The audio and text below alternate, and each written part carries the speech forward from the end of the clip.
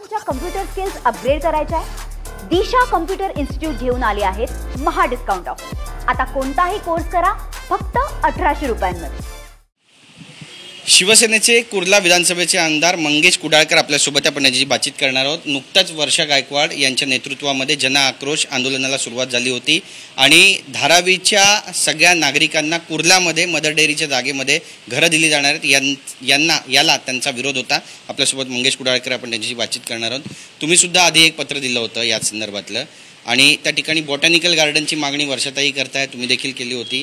आता विकास होतोय त्याला विरोध करतायत वर्षा गायकवाड आणि म्हणतात धारावीकरांना धारावीतच घरं मिळाली पाहिजेत। कसं पाहता याकडे?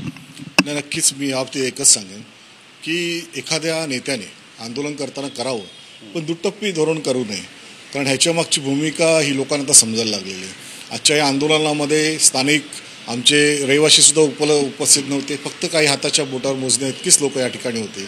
बाहेरून संपूर्ण धारावीतून वगैरे या ठिकाणी रहिवाशांना बोलवण्यात आलं हे आंदोलन यशस्वी करण्यासाठी।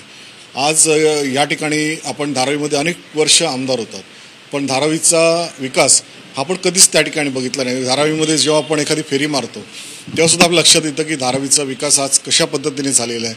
गेली 4 ते 5 टर्म आपण त्या ठिकाणी आमदार आहात आणि त्याचबरोबर आता खासदार आहात। आज आपल्या बहीण तिथे आमदार आहेत, आधी वडील आमदार होते, म्हणजे तुमची परंपरा आहे। पण धारावी आज जी काही आज तिचा जो प्रश्न मुख्य म्हणजे पुढे आलेला आहे हा कोणामुळे आलेला आहे हा सुद्धा संशोधनाचा एक विषय आहे। आज कुर्ल्यामध्ये तुम्ही फिरत असाल तर कुर्ल्यामधला जो बदलाव ह्या गेला, फक्त मी 2 टर्म पूर्ण केली, 3री टर्म आता माझी होते चालू, पण या 2 टर्ममध्ये जे काही काम मी केलेलं आहे या कुर्ला विधानसभेमध्ये हे आपण बघितलं असेल तर विविध प्रश्न जे होते ते सुद्धा मार्गी लावले।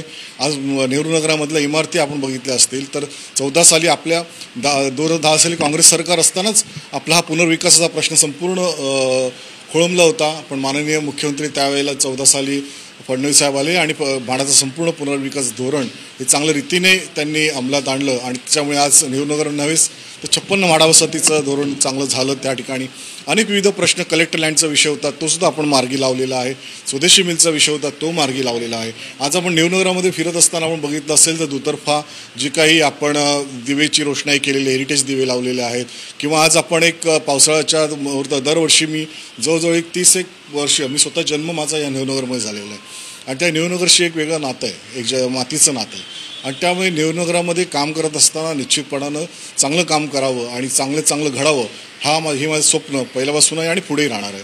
आणि या बाबतीमध्ये आज जो मदर डेअरीचा विषय येतो त्या बाबतीमध्ये पहिलं आंदोलन तर मीच केलं होतं त्या ठिकाणी आणि त्या ठिकाणी माझं अजूनही मागणी होती आणि त्याप्रमाणे त्या ठिकाणी गार्डन हे झालंच पाहिजे आणि त्या अनुषंगाने माननीय शिंदे साहेबांनी शब्द आपल्याला दिलेला आणि मला त्यांच्या शब्दावर विश्वास आहे कुठल्याही परिस्थितीत त्या ठिकाणी गार्डन हे होणारच।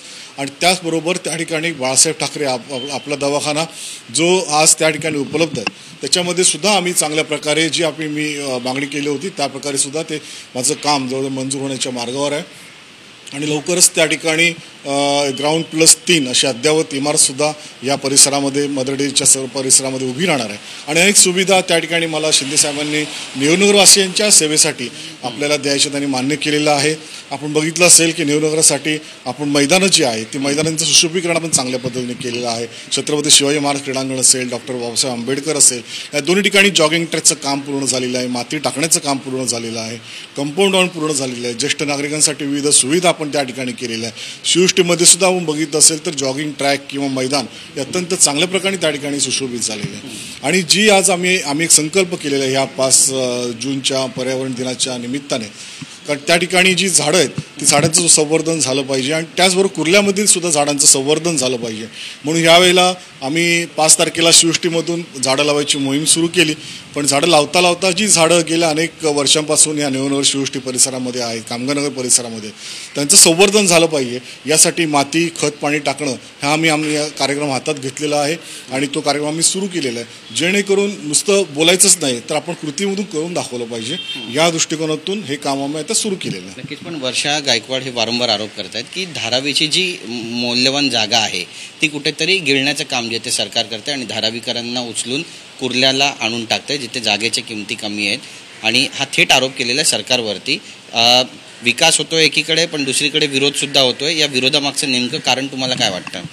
आपण बघितलं असेल मगाशी सुद्धा मी म्हटलं की हा जो धारावीचा जो काही प्लॅन झाला हा प्लॅन जो तयार केला रोडमॅप झाला तो संपूर्णपणे काँग्रेस सरकारच्या काळामध्ये झालेला आहे आणि त्यावेळेला वर्षाताई स्वतः त्या ठिकाणी मंत्रिपदावर होत्या आणि त्यांना सुद्धा माहिती आहे की कशा प्रकारे हा प्रकल्प आपल्याला धारावीमध्ये राबवायचा आहे. आणि आता जेव्हा सत्तेतून पायउतार झाल्यानंतर जेव्हा विरोधामध्ये आले आहेत आणि त्यावेळेला कुठेतरी या प्रकल्पाला विरोध करणं, लोकांना सुद्धा दाखवून देणं की मी प्रकल्पाच्या विरोध आहे, पण प्रकल्पाला नुसतं विरोध करून चालत नाही. तर प्रकल्पामध्ये आपल्याला ज्या अडीअडचणी असतील किंवा जे काही गोष्टी आपल्याला पटत नसतील तर त्या व्यवस्थितरित्या प्रकल्पासाठी जे सरकार असेल सरकारसोबत बसून कशाप्रकारे चर्चा करून चर्चेतून मार्ग काढून या प्रकल्पाला या मुंबईसाठी या धारावीसाठी सुद्धा आज धारावीतले नागरिक गेले अनेक वर्ष झोपड्यामध्ये राहत आहेत. आपण सुद्धा गेली अनेक वर्ष आमदार आहात पण आपण त्या ठिकाणी काहीच करू शकलात नाही. या रहिवाशांसाठी आपण काहीच केलं नाही आणि म्हणूनच सरकारला स्वतः उतरावं लागतं आणि हे काम या आपण जे केलेलं काँग्रेस आघाडीने सरकारची मंजुरी दिलेली आहे ते फक्त काम पुढे नेण्याचं काम हे सरकार करत आहे. नक्की तुमची आमदार इथले स्थानिक आमदार म्हणून भूमिका काय असेल? धारावीकरांचं स्वागत होणार या ठिकाणी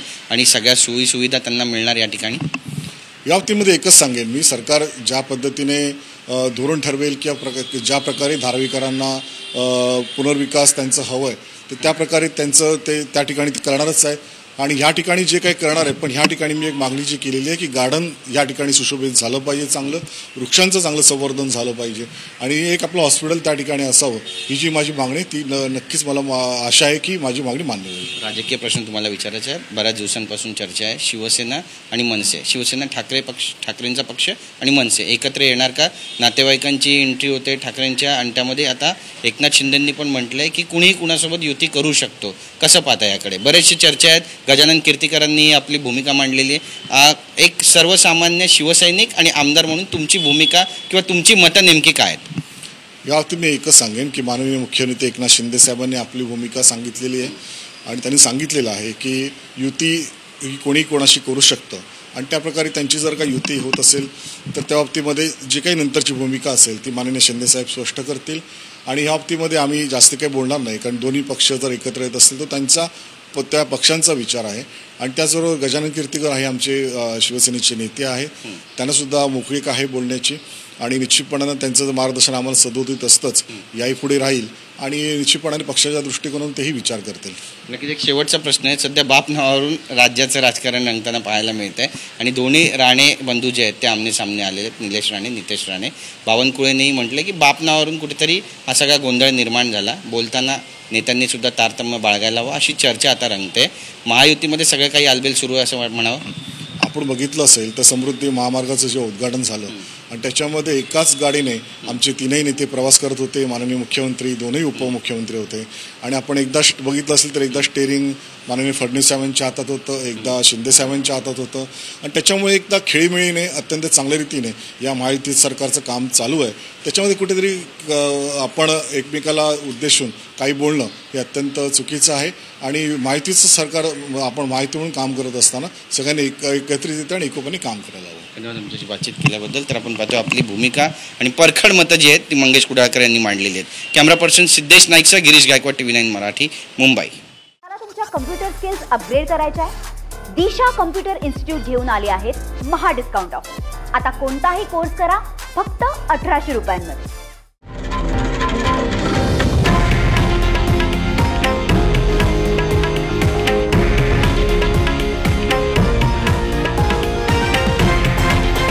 हे आहे देशातील नंबर 1 न्यूज नेटवर्क आणि आपण पाहत आहात TV9 मराठी, एकमेव.